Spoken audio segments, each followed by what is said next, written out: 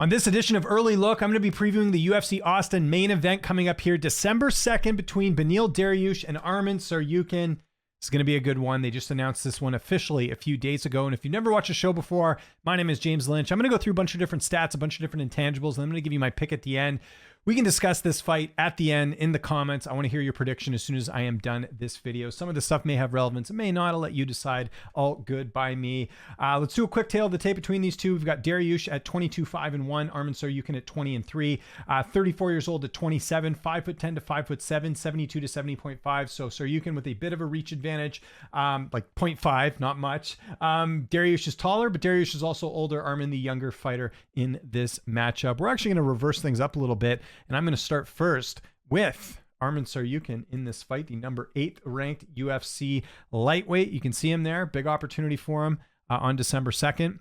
Arman Tsarukyan, you can see there, 20-3. He's got 8 knockouts, 5 submissions, and 7 decisions. Like I mentioned there, the number 8th ranked lightweight. He is 27 years old. He is 5'7" with a 72.5 inch reach. So he's 7 years younger and will have a 0.5 reach advantage. He's also a master of sport in MMA and master of sport in sport wrestling. He's got fight of the night 2 times against Islam Makhachev and Mateusz Gamrot. He's got performance of the night 2 times against Christos Giagos and Joel Alvarez. Did not have an amateur debut, went straight to the pros way back in he did have an amateur debut.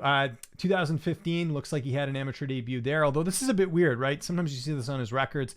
This was considered an amateur fight October 2015, but he actually had his pro debut before that, so it's a little bit confusing. We'll just say he didn't have an amateur debut and went straight to the pros in September of 2015. Did not make his UFC debut until April of 2019, which happened to be against now champion Islam Makhachev. He is 7-2 in the UFC. He's got 3 stoppage wins. Some notable wins for him, including Joel Alvarez and Damir Ismagulov. Both, I believe, were ranked at the time. Maybe not Alvarez, but I know Damir was. His losses include Mateusz Gamrot and Islam Makhachev. We'll talk about the Gamrot fight in a sec.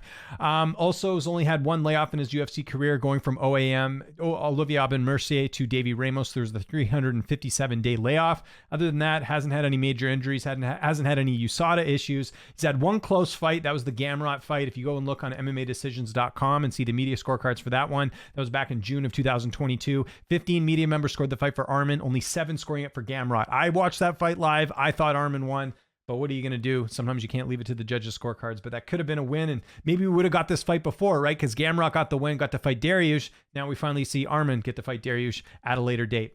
Let's look at some stats here for Arman. You can see here, pretty impressive. Strikes landed per minute, 3.82. Striking accuracy, 48%. So that's, he's not hitting all the time. His striking defense is at 54%. His takedown accuracy is at 36%. His takedown defense is at 75%. His takedown average is 3.43. So that's interesting. He's getting a decent amount of takedowns, but his accuracy on takedowns is only at 36%. That's not very good. And his sub average is 0.0. So it doesn't go for subs too often. So that's pretty much everything you need to know about Arman Tsarukyan. I will mention one other thing because, we see this every now and then. Of course, Arman, if you remember, was supposed to fight Renato Moicano, ends up fighting Joaquim Silva.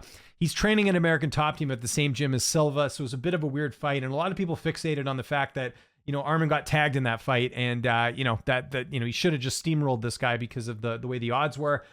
He still ended up finishing the fight, which I think was good. I think had he not finished, we might have some more question marks, but I just think it was bad circumstances for him. A lot of people fixated on, Arman isn't as good as we thought. I just think it was a weird opponent, kind of like what we had with Jack Della Maddalena fighting Basil Hafez. New opponent. Sometimes you're not going to perform at your best. I expect him to perform very well in this fight against Beneil Dariush. So that's everything you need to know about Arman. Let's get to Beneil Dariush, who I actually got to see fight live in his last fight. He is 22-5-1. You can see there he's got 5 knockouts, 8 submissions, and 9 decisions. He's 34 years old. He's 5'10" with a 72-inch reach. So he'll have a 3-inch height advantage in this fight. That's the only advantage he has, though. He's a number 4 ranked lightweight. He's going to BJJ black belt, trains out of King's MMA. Should mention Arman, I believe this camp training an American top team as well.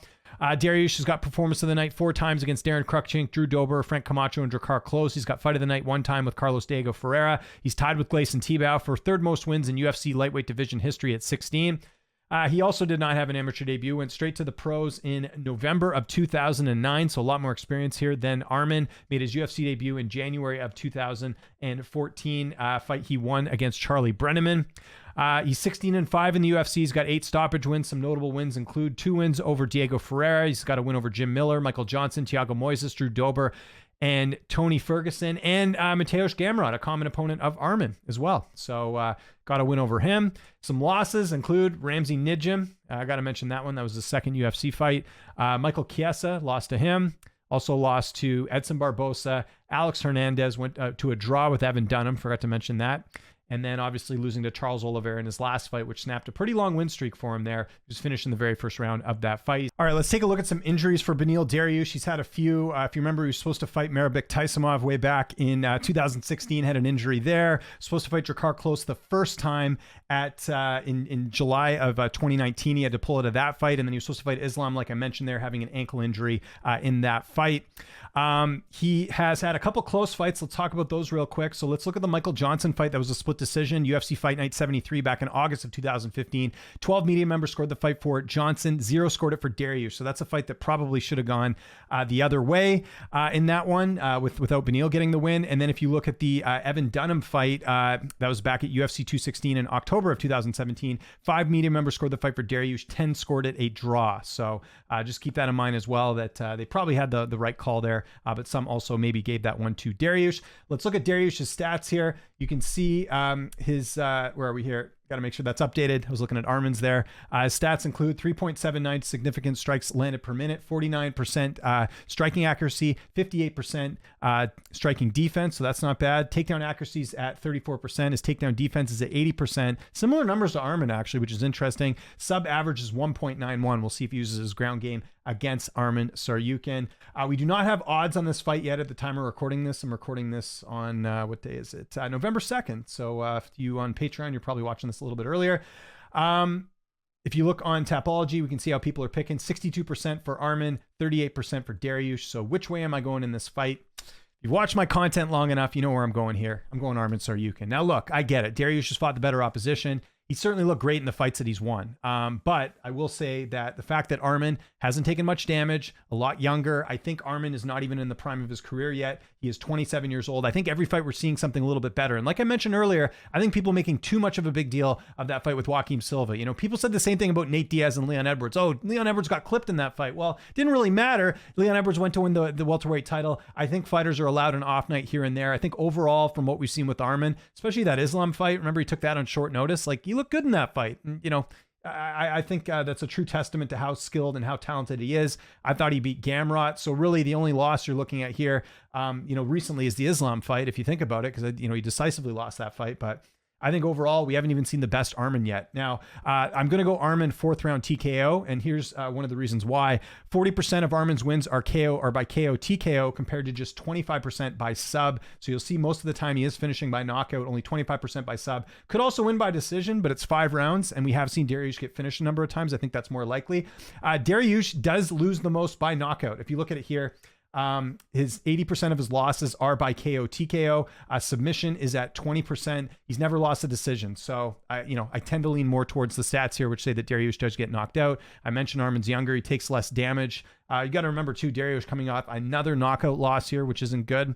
And let's be honest here, the pressure's on Beneil Dariush. He's 34 years old. If he loses this fight, he's probably not going to get back in the contender spot. I think with Arman, yes, he lost to Gamrot a few fights ago, but he's young enough where if he took a loss here, I don't think there's as much pressure because I think he could work his way back. But with Dariush, it's kind of now or never to get a title shot, right? Like, it's already a deep division. And if he doesn't win this, I think there's a lot on his shoulders going into this fight. You don't want to lose back-to-back fights, although, it's been a while since Dariush has lost back-to-back fights. Actually, he hasn't in his UFC career. It's always been, win, draw, or, a couple wins here and there. So that's something to keep in mind as well. So yeah, my official pick is going to be Arman Tsarukyan by 4th round knockout to get it done over Beneil Dariush at UFC Austin on December 2nd. So I want to know what you guys think in the comment section below.